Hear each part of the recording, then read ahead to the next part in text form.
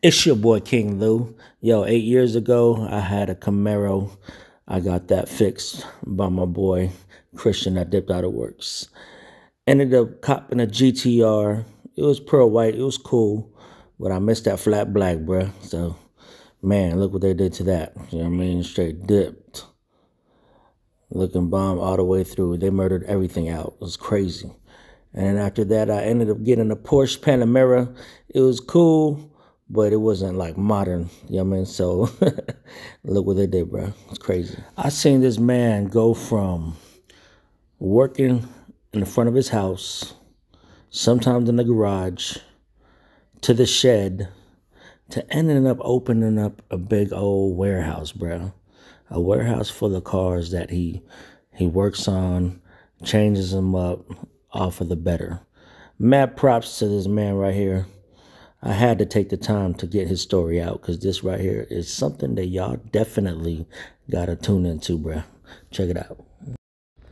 It's my bro Christian right here, How's owner of Dipped AutoWorks. Yes, sir. You know what I mean? It's been such an amazing experience watching your growth. Yes, absolutely. From the garage. Been with us since day one. Wow. Yes. Another garage on top of that? Yeah, that shed. Yep. To that was awesome. All this right here. Yeah. It's crazy, you know? You can't forget to show them the amazing. fleet of the cars that we get to see every day. It's truly a blessing, man. The people that we get to touch base with, the amount of people that we get to reach out to is just, I mean, it's gotten so much bigger than I have ever really pictured for the moment, you know? Right. It's always something that you see, you know, for yourself because you're passionate about it, you care about it, but you don't actually see how the process is going to work. You don't really know how it's going to lay out. It's been one of those things where you just constantly put the work in daily and it just starts to form itself around your work ethic, you know. And I was able and blessed enough to find some people that were willing to, you know, work hard with me and help build. And, you know, we really kind of got together and put in everything that we had. You know, we were ambitious about the future. We were excited about the future, but we didn't really know how it was going to play out. You know, so it's been a blessing just to get to this point today where anybody gives a crap about what I'm saying. What made you start your business? You know, I always had a drive and a desire to do something that was outside of the normal and outside of the box. You know, from a little kid, I always had tiny hobbies that paid me, and I used to sell, candy and little shit at school, and then I used to do tech decks, if anybody remembers those little finger skateboards. I was into the skateboarding community, so I sold little tech decks and accessories for tech decks, and that kind of got me through middle school. And I had always had a couple of bucks in my pocket, and that was what people started to know me for. So that gave me kind of like the stigma that I helped that helped build off everything else that I started to feel and want out of life. And slowly but surely I started to step into things that made me a couple more dollars, and I started selling shoes and clothes and street fashion and things that like my age and my crowd was into, and just being able to supply those people with the urban necessities at the moment, the clothes, the shoes, was huge and helped me kind of go to the next chapter in everything that I do now as well. And it initially started with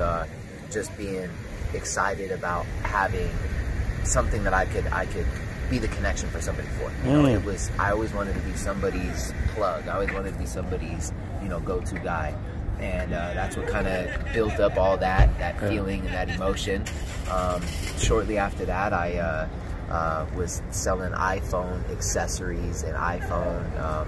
At the time, the iPhone 4 was really popular, and I remember everybody was switching out like the screens and the buttons and customizing and changing the back glass and all that good stuff. That's when I really started to get into like the customization. I found that my niche was designing something, creating something that somebody would be excited about, seeing the effect that it had on somebody when you took something as simple as their phone that they used and saw every day, and you made it look different by changing out the back glass, or fixing up a cracked screen, or changing the home button to something that they really liked. That kind of got those creative juices flowing, which I feel like I always had, but I never really tapped into, until more recently. And then when I started the business, it definitely wasn't something that like I was, you know, planning on. I was robbed for an iPhone. I was selling the iPhone stuff at the time, and somebody had robbed me off of Craigslist.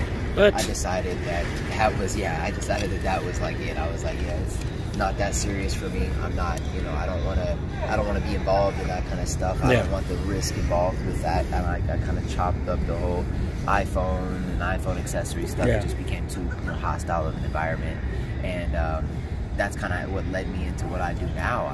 I always cared about cars, and you know, that was part of the culture of the, you know, the people I was with, was, you know, the scene with the cars and the rims and the lights and all that, you know, cool little stuff. It was never anything crazy.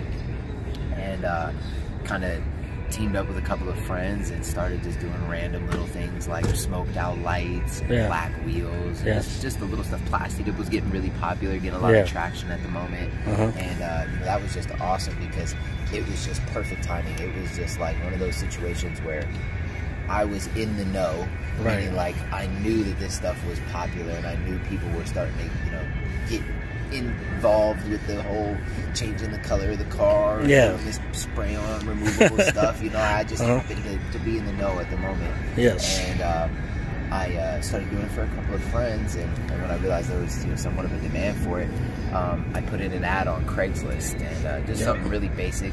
And that's actually where I met. That's where it all started for me when I met Craigslist, bro. My bro, dang it. Craigslist, and, that's crazy. I met a lot of great people through Craigslist, man. A lot of not so great people, but I definitely weeded through them, and the good people stuck around. The not so great people fell off, and it was an amazing learning experience. It was you know, street college.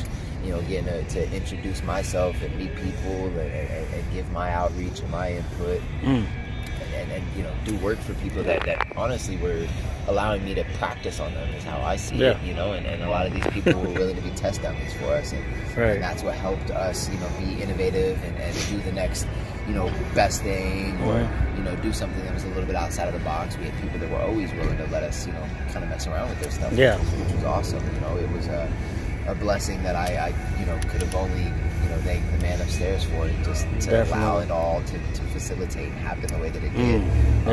You know, it's a really, really cool experience to see, you know, what it was to what it is, and just being you know, humble enough to see it all happen, and not allow it to, you know, change the person that I was, or how I feel, or what I wanted, you know, for the end goal. It's just crazy, but it's been a long journey to get to the starting point of the business. It wasn't like I woke up yesterday and said, hey, I'm gonna open up a storefront and hire a bunch of people to, you know, do work out of there. I wanted to, you know, build something and have something, and I definitely started from the ground up, from years of just spending time finding out, you know, what I loved, what I was passionate about. And it took a little while. I was young. I was still 18 years old when I started the business. 18? I was very young. 18 wow, years old. And at 18, I had put in that ad on Craigslist. I had already done my previous little small businesses. I always wanted to be a businessman. I had business cards from the time I was, I mean, I found some the other day that I had from 2007 that had my name on it. It said Christian Beckerly, CEO, and it had, you know, money falling in the background. It was what I had thought for myself, you know, or about myself years ago, and I wasn't even aware that what I was doing was just, you know, gravitating towards, you know, what my end goal in life was, and my end goal is to just be, you know, simply at peace with yourself, and knowing how to, you know, love yourself and take care of yourself the right way, and showing people that you can, you know, be who you want to be, and you can get everything you want out of life. Wow. And, just being able to show anybody that, you know, friends, family, anybody would be, you know, a blessing to me. It would give my life more fulfillment. So just knowing that, you know, somebody as plain Jane and as normal as me and as my life has been can do anything with their life is, I mean, amazing. It's just it's incredible what you can, you know, gravitate towards, you, what you can, you know, positively think about and turn into, you know, actions. It's amazing. It's been a blessing for sure, to say the least. Definitely, bro. Watching you go from the garage to to the mini garage to like a straight up super warehouse.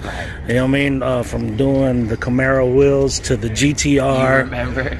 To the Porsche, bro. Camaro, man. You know what I mean?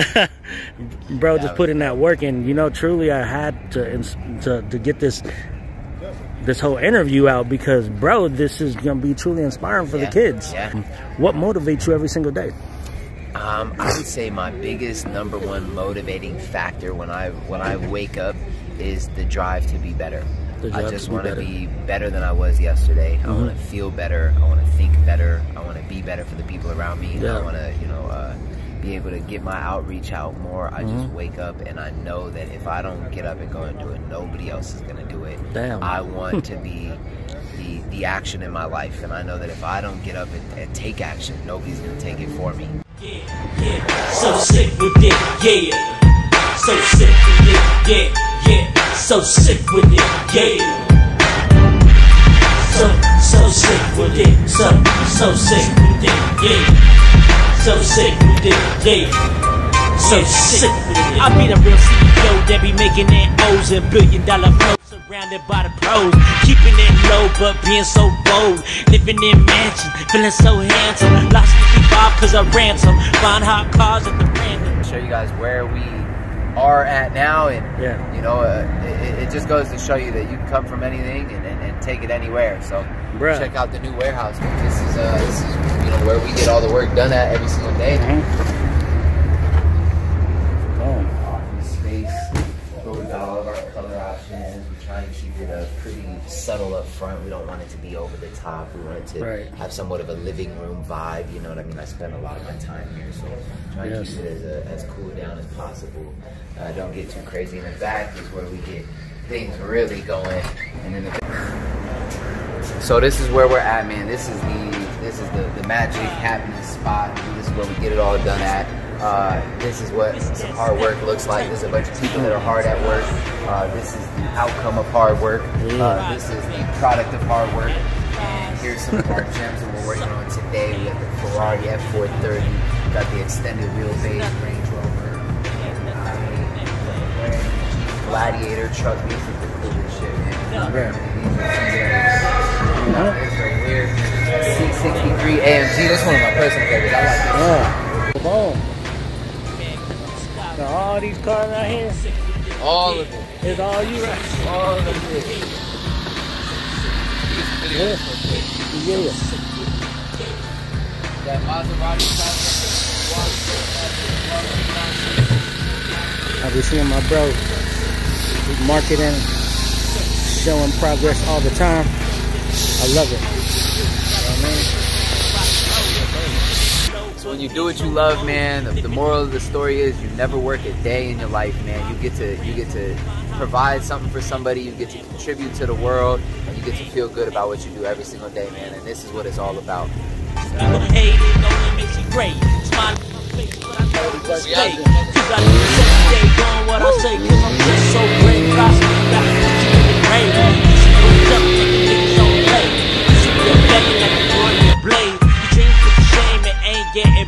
Can't retaliate cause it's too damn late. What? You know we sick with it, yeah. So sick with it, yeah. So sick with it, yeah. So sick with it.